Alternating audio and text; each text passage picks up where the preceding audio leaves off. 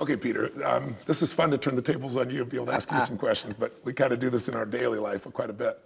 I mean, most people know the level of success you've achieved. I mean, 52 Academy Award nominations, one of the youngest guys to run a studio, running Sony, Polygram, you know, your television shows, you know, how many years, 25 years now, 30 years at UCLA as a professor? I mean, did you really need another day job? What the heck would inspire you to take on the intensity of writing this book at this time, you know, Tell to Win? Why did you really want to take story and get people to understand its impact in business and in life? If I knew what I knew now, I'd never do it. I mean, I was in you talk about a rising tide. Yeah. This book business is like this, all right?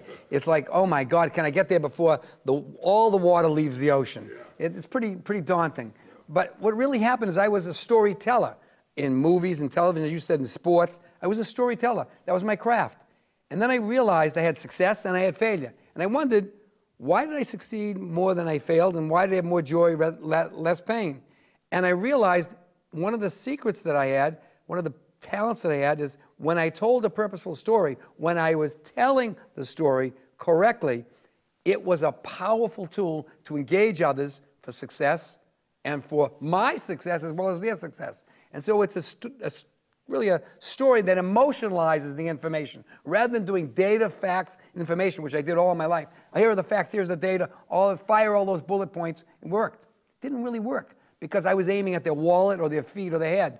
This is where hits are born, right here. So when I used story, it metabolized all those things. They remembered it. Emotion bonded with information becomes memorable, resonant, and actionable. When I saw that, I realized there was no secret. Everybody had it.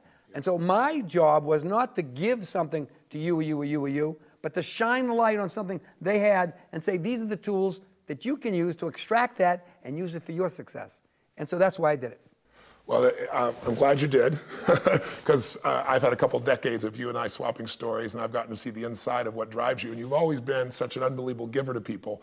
And I know the real reason you did this was not just because you had the information, but because it's part of your legacy to touch people's lives. That's why you do the things you do at UCLA. That's why you take care of people the way you do that nobody knows about you, Peter, but I do, and a few of your friends certainly do. A lot of your friends certainly do. I'm just curious. We know that if you ask somebody, where were you last 6 months ago on Tuesday night, they have a clue. But if you say, where were you on 9/11, boom, right? Because it's not just information, there's the emotion. You know, where'd you stay? What was the hotel room you were staying in 6 months ago? You don't know, but if something special happened that night, you might remember, Or if right? you had food poisoning. Yeah, or if you had food poisoning. That's true, pain or pleasure. Right. I agree with you, the emotion's there. But not all stories are equal. Not all stories are equally appreciated, not all stories hit this heart or in the gut, right?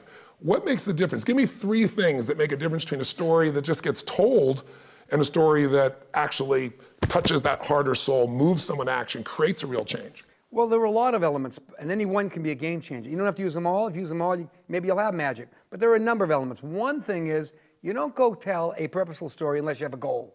What's your goal? They are transporting all the information. What is the goal? And when you hide the goal, you say, I won't show them the goal. You were talking about this before. I'll keep it, my agenda private. They get that. Your authenticity. They don't trust you. They don't trust you. Yeah. And trust comes as the formation of a relationship, which comes before transaction, before you can get them to move their feet or their wallet. If you come in and think of these people as customers, clients, and patrons, they protect their groin, they protect their wallet. But if you think of them as an audience and you render an experience to them, they open up their heart. And or as a friend or as family. Anyway, you're emotionalizing your offering. Right. So that's really important. Another thing that's really, really important is when you... Let me ask you something about that, sure, so I can clarify. So you say, I got to know my purpose. What if their purpose is they want to get to their groin or they want to get to their wallet? Well, it's not wrong to have... Because some people have that outcome. It's not wrong to have a desire to have the person transact with you. Your question is, what's the tool of purpose? If you're going to use a story, telling a purposeful story to move them to transact with you, you have to have an emotional story. You have to have something that gets them emotionally, because they're not going to metabolize it. They're not going to act on it. And if they don't trust you, they're not going to really hear you, or as you use your expression, get you. Right. And when someone doesn't trust you, listen, you walk into the room hiding your agenda, you walk into the room unauthentic, before the first words are spoken, that person gets, oh, what's going on here? That's the way we're wired. So you're saying for a story to work, it's not the story, it's the relationship first. If that relationship's not one of trust, the story is just going to be seen as a form of manipulation. 100%. So the idea is that authenticity that you, as a teller, must shine through. So what do? People say, I'm going to motivate. They call you a motivator or somebody else. Here's what I look at it. The first person you motivate is yourself. What's your intention? If your intention isn't authentic, if your intention isn't valid, if your intention isn't valuable, if your intention isn't generous, they're going to get that. Before, language is a technology. Before there was language, we got that. We didn't know enemy, friend, tribe, not tribe. Non-verbally. Non-verbally. And it's so powerful. So the idea is align your intention before you go into the room to prevent or present or design your attention. So you're saying that before I'm even worrying about the story, what I got to worry about is how am I going to serve them and me? Obviously, I got to serve myself also here if I'm going to be in business. That's not wrong. Right, that's not wrong. But I got to make sure that I can really see the victory for them first. Then once I have that intent, I'm going to have a different relationship from which to have a story have an impact. So perfect, and that's why you're such a great storyteller. What's in it for them has got to be what it is. If you try to be interesting instead of be interested, what's in it for them in this story? If there isn't in it, they will never take it in. They will never metabolize it. They will never own it, and they won't even remember it, let alone act on it. So that's really some of the core elements. But the key is it's telling a purposeful story. There are 4 or 5 elements in the tell before you even get to the story that make the story powered. Could tell me what those are. You've got to have your own intention correct. Okay, all right? You've got to be authentic. All right, of what yours. You've got to be interested rather than trying to be interesting. Got it. You've got to have a goal that's generous. There's got to be really generosity in the goal. Love that. All right? You've got to be interactive when you engage. It's not a monologue, it's a dialogue. You've got to leave room for them to own it. You can't make them own it. They've got to move forward to own it. Your job is to give them proprietorship over the story so it's theirs. And when that happens, they become an advocate and an apostle for their story and your product. Big difference, too, I think, and tell me if I'm wrong, a story you're retelling can be powerful, but a story you've experienced comes alive, right? Because you don't have to, you're not processing something intellectually, it's in your nervous system, especially if it's one that got emotion in you. Am I right about that, or how would you describe it? The primary source of a great story is your experience, because then you're sharing an experience in the form of that narrative. Right. You're sharing something emotional to you. It has a value proposition. And somebody says, it feels credible. It has a sense of authenticity. You don't have to prove it. They can smell it. They can smell it. And you know something? We all have a good BS meter. We know when someone's coming into the room and their feet, their tongue, their heart, and their wallet are all congruent and they're moving in the same direction. And when they're not, we're already wired to know, hey, what's going on here? We're looking for the monkey. We're looking for them to bring that thing out. Somewhere along there's a trick in this thing. When you don't have that, they open up their heart. When you open somebody's heart, you create the opportunity for transformation. I mean, that's my life experience. How important is this backstory understanding, knowing the story that might be filtering the way they perceive you or your offering or this moment? How important is the backstory, and how do you find the backstory on someone so you don't walk in and, stick your foot deeply in your mouth or some other particular orifice? Well, you got 2 backstories. You got yours and you got theirs. You better know your own. Good point. Because it can hijack you in lying in your weeds. Give me an example of one of those. Well, I was a young boy, and when I was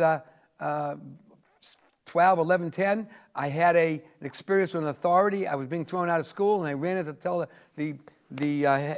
my parents that this headmaster was telling a bunch of baloney. That wasn't what happened. And I walked in, and he was filled with badges, and all the headmaster had on was a Scout's uniform with a tremendous amount of authority. And I choked up, all my sphincters closed up, and I ran out and let his story be mine. And I was thrown out of school. Meaning you just accepted, you didn't tell people that it was not true. And then what happened is, I guess I forgot it, but it stayed in me. I always had an element of authority, made me very anxious. Saw those red lights in the back of my window of a car, and I was driving along.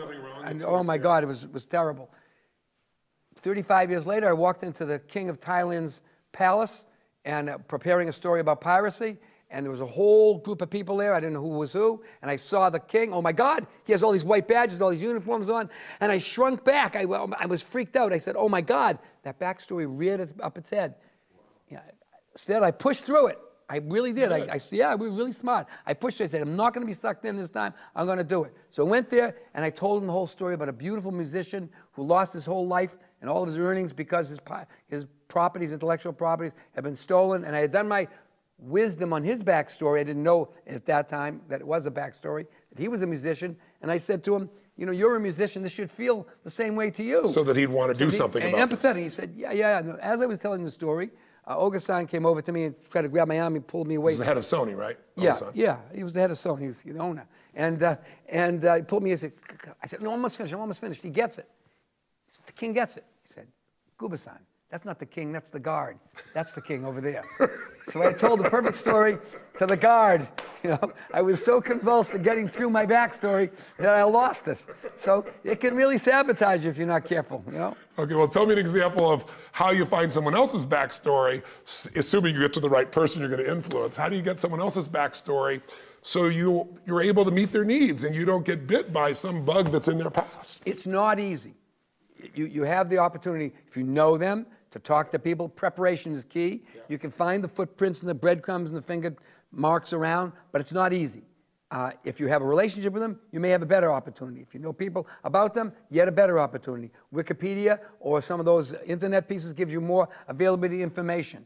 But really what the trick is, you got to be aware for those clues when you get in the room too. You can't just get it as preparation. It happens there. Look around the room. Look at the pictures on the wall. What is he friendly with? What is he aspiring to? Look at all those elements. They tell you a lot about how they hold things. And then you got to get a little lucky. You got to have a good sniffer. But when you see it, like this definition of obscenity, recognize it. Don't pretend it's not there. When you see that person cringe up when you say something, recognizing you're hitting some kind of a nerve. Remember, you're in a dialogue. It's not a monologue. If you keep firing those bullet points, you're going to be in trouble. So when I see that tightness, I feel it, I see it, and I'm more direct. I'll ask about it. I'll say, listen, obviously that had an impact on you. You're probably more elegant than I am. When you see that tension that shows up, that tells you there's something else going on besides our conversation right now, or there's a reaction to this conversation that isn't moving in the direction you want to go, the deal, the opportunity, the situation, their heart's not opening, they're closing. How do you uncover in those moments what the story is? How do you do it? Well, I do it by trying to listen actively, try to draw them out, try to make sure I'm not going down a rabbit hole that doesn't get a rabbit, but got a polar bear down there, you know, and because once they bite you, they don't want to do any business with you. So you got to be careful. Yeah. And then there's another trick to do. Know when to move on. Know when it's not the right day to tell your story. Know when to get out of it and find another way to enter the thing. Don't just fire those bullet points, fire that information, or tell your story if the environment isn't right. That's happened to me many times where I've gone into the meeting, had that kind of foreplay, had that discussion, and recognized the person was vacant, wasn't there, wasn't present. Yeah. What was it doing? Checking off my list of finishing the meeting, telling my story? No. I withdrew. I found another time to do it. Sometimes you can't. Sometimes you have to get a little lucky. But the point is, the awareness is the key. Yeah. Just to be able to be perceptive, to be looking for it, to be thinking about it, to be perceptive enough to know when you see it. Right. That's the best you can hope for, because most people are guarding their story. That pain is protected. It's true. It's absolutely true. Also, sometimes it's just the state they're in. I had this big meeting planned, I think you know, years ago with Gorbachev, and I'm going to fly him on this plane, and I got the goal that I want to pick his brain. I want to know what ended the Cold War. I want to know the moment of what ended the Cold War. I'm just obsessed, because this is the guy that participated in one of the biggest changes in our lifetime. Sure. Right? And he had agreed to this interview and so forth, and he got up, and the guy said, nope, he's not talking to anyone. He's not talking to you. He's just getting on the plane. He had this massive headache. And I was frustrated. I'd paid chartered a Gulfstream jet. I'd worked all these details. I'd flown all there. I'm doing all this for him, and all of a sudden the answer is just no. And but what I tried to do in that case was to figure out how I would change his state. And I didn't have much access to him. You're going through an interpreter. And so I started speaking to his wife. And I just thought, there's a backstory to every man's life, which is when his wife says something he disagrees with, it gets his attention. So I deliberately engaged her, and he started correcting her, which got him in a dialogue, and then I eventually got to hear the answer to that question. So sometimes maybe it's also knowing how to change somebody's state in a playful way. Now, I know you've done that, and that's why I'm setting this up, is you've shared so many stories with me over the years, and there's stories where the pitch that you gave, the presentation you gave, did not work.